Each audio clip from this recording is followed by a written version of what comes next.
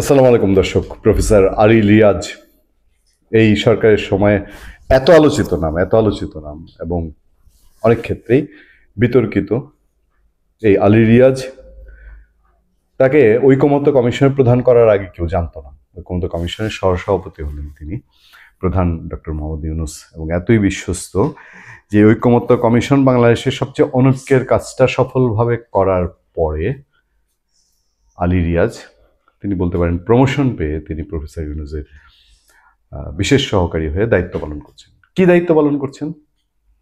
ওনার political উইংয়ে বাংলাদেশের স্বনামধন্য একজন সাংবাদিক মনির হায়দার, তিনি আছেন দীর্ঘ সময় ধরে এবং ঐকমত্য কমিশনেও ছিলেন। এরপরও আলী রিয়াজকে কোথাও একোমেট করতে হবে। কেন? বাংলাদেশের সংবিধান বিশেষজ্ঞ স্বাধীন মালিক, সেই স্বাধীন মালিককে বাদ দেওয়া হয়েছিল শুরুতেই, তাকে পছন্দ হয়নি। নিরপেক্ষ মানুষ তাদের পছন্দ না, তাদের একপাক্ষিক হতে হবে, তাদের পক্ষে হতে হবে। তাদের কিন্তু আলাদা পক্ষ আছে, ডক্টর ইউনূসের আলাদা উইং, আলাদা পক্ষ আছে, সেই পক্ষ হতে হবে। প্রফেসর আলী রিয়াজ কে? তিনি রাজনীতি নিয়ে পড়াশোনা করেছেন, বাট স্টাডি করেছেন তিনি সমস্ত কিছু আমেরিকা বেস। আর একটা সময় তিনি প্রোগ্রেসিভ মাইন্ডের পলিটিক্স ছিলেন। ওই যে বাম পোষলে কি হয়, একটা কথা আছে না, বাম পোষলে নষ্ট হয়ে কি দুর্গন্ধ ছড়ায়। আচ্ছা, তারপর তার যে ফিল্ড, সেই ফিল্ডের বাইরে বাংলাদেশের সংবিধান নিয়ে তার কোনো বিশেষ পড়াশোনা নেই। তিনি আইনের লোক না, তিনি অ্যাডভোকেট না, তিনি ব্যারিস্টার না। তাকে একটা গুরুত্বপূর্ণ পদে বসানো হলো এবং এরপরে তিনি এখন প্রধান উপদেষ্টা বিশেষ সহকারী নিয়ে একটা বিশ্লেষণ আছে আমাদের সামনে। চলুন বিশ্লেষণটা আমরা একটু মনোযোগ দেওয়ার চেষ্টা করি এবং আপনারা তখন বুঝতে পারবেন যে এই আলী রিয়াজকে আনার পেছনে এজেন্ডা কি হতে পারে। এবং এজেন্ডা সরকারেরই আছে আর 2 মাস 2.5 মাস, যদি তাদের মুখের জবান ঠিক থেকে থাকে। নির্বাচনের নাকি তফসিলের পরে নির্বাচন, ফেব্রুয়ারি 15-র মধ্যে নির্বাচন হলে, ধরেন 8-10-এ নির্বাচন যদি হয়, তাহলে কতদিন সময় আছে? নভেম্বর তো শেষ, ডিসেম্বর, জানুয়ারি, 2.5 মাস। সেই 2.5 মাসের মধ্যে আলী রিয়াজ কেন? তিনি রাষ্ট্রবিজ্ঞানী ডক্টর আলী রিয়াজ এবার রাজনীতি সামলাবেন। বাংলাদেশের রাজনীতি সামলাবেন আলী রিয়াজ। আচ্ছা, খোঁজখবর রাখা সহ নজর রাখবেন রাজনীতির গতিপথের উপর। এ পর্যন্ত ঠিক আছে, বিশেষ করে নির্বাচনকে সামনে রেখে। এটা কোনো গবেষণার কাজ না। নির্বাচনকে সামনে রেখে রাজনীতি কোন দিকে মোড় নেয়, সেদিকেই বিশেষ নজর থাকবে তার। আপাতত এই দায়িত্ব দেওয়া হয়েছে প্রফেসর আলী রিয়াজকে। যুক্তরাষ্ট্রের ইলিনয় স্টেট ইউনিভার্সিটির distinguish guest professor doctor Ali রিয়াজকে এই দায়িত্ব দিয়েছে অন্তর্বর্তী প্রধান উপদেষ্টা ডক্টর মোহাম্মদ ইউনূস।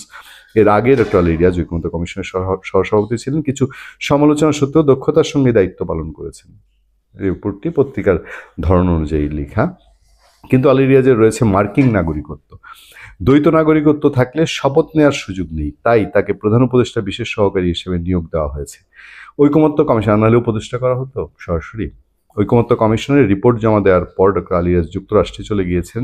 বিশ্ববিদ্যালয়ের চাকরিতে প্রায় 1 বছর অনুপস্থিত, ছুটি নিয়ে ঝামেলাও ছিল। এরই মধ্যে প্রধান উপদেষ্টার পক্ষ থেকে নতুন দায়িত্বের কথা জানানো হয়। দেখেন, এইটা গভর্নমেন্টের 2.5 মাস আছে, এটা জানার পরেও যুক্তরাষ্ট্রের বিশ্ববিদ্যালয়ের চাকরিতে ঝামেলা। কত বড় দেশপ্রেমিক! হ্যাঁ, তিনি তারপরেও তাকে এই প্রস্তাব দেওয়া হয়। পরে তিনি বিশ্ববিদ্যালয়ে 1 সেমিস্টার সময়কাল অনুপস্থিত থাকবেন, এই সিদ্ধান্ত জানানোর পর তার ছুটি মঞ্জুর হয়। কত লোভনীয় চাকরি!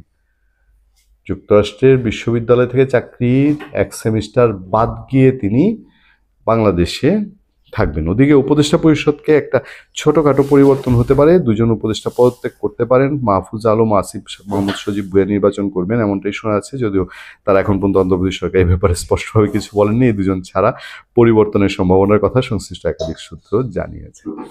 কেন হাসলাম জানেন? হাসলাম হচ্ছে এই 2 উপদেষ্টা নির্বাচন করবেন, এটা এখন জলবত্তরলম, সবাই জানে তারা নির্বাচন করবেন। নির্বাচনের জন্য তারা বহু আগে থেকে মুখিয়ে আছে। কারণ আপনার তো খুব সাংঘাতিক, মানে গদির মোহ, গদির খুশি, গদির আনন্দ, গদির সুবিধা, সেটা খুব সাংঘাতিক বড় মাপের। এটা ছাড়া খুব মুশকিল। এবং এই গত কয়েকদিন ধরে তারা যে মধু খেয়েছেন, এই মধু আসলে একটা অনেক বড় মধু। ধরেন আলী রিয়াজের মতন মানুষও এই মধুর চোটে যুক্তরাষ্ট্রের বিশ্ববিদ্যালয়ের চাকরি থামায়া দিয়ে, বিরতি দিয়ে তিনি বাংলাদেশে চলে এসেছেন। এবার রাজনীতি দেখবেন আলী রিয়াজ, রাজনীতি কি দেখবেন?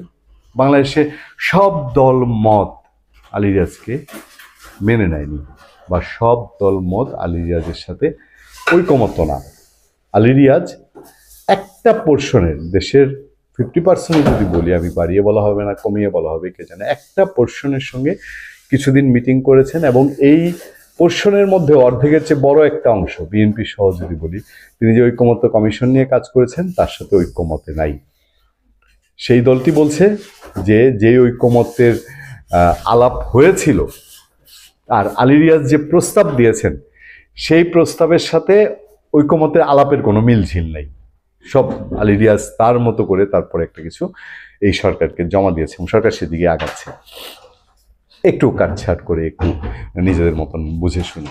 এই হচ্ছে আলটিমেটলি আলী রিয়াজের কৃতজ্ঞতা, মানে আলী রিয়াজের পাওয়া এবং তার পুরস্কার। এই পুরস্কারে আগামী দিনে কি খেলা বাকি রেখেছেন? ওই যে একটা ভিডিও কাটছাট হয়েছিল না, যে বদিউল আলম মজুমদার সুজনের, তিনি সালাউদ্দিন সাহেবকে, বিএনপি স্থায়ী কমিটির সদস্য সালাউদ্দিন আহমেদকে বলছিলেন কি দেখছেন, দেখার আরও বাকি আছে। অ্যাডভোকেট ফজলুর রহমান একটা গল্প ছিল, মনে আছে আপনাদের? মাথার খুলির গল্প, যে একটা খুলি পড়েছিল, তারপরে সেই খুলিও বলে যে যা হয়েছে আরও দেখা বাকি আছে, আরও বাকি রয়ে গেছে, সেরকম আর কি। ভালো থাকবেন, সুস্থ থাকবেন, আপনার সাথে আতিক রহমান পূর্ণিয়া।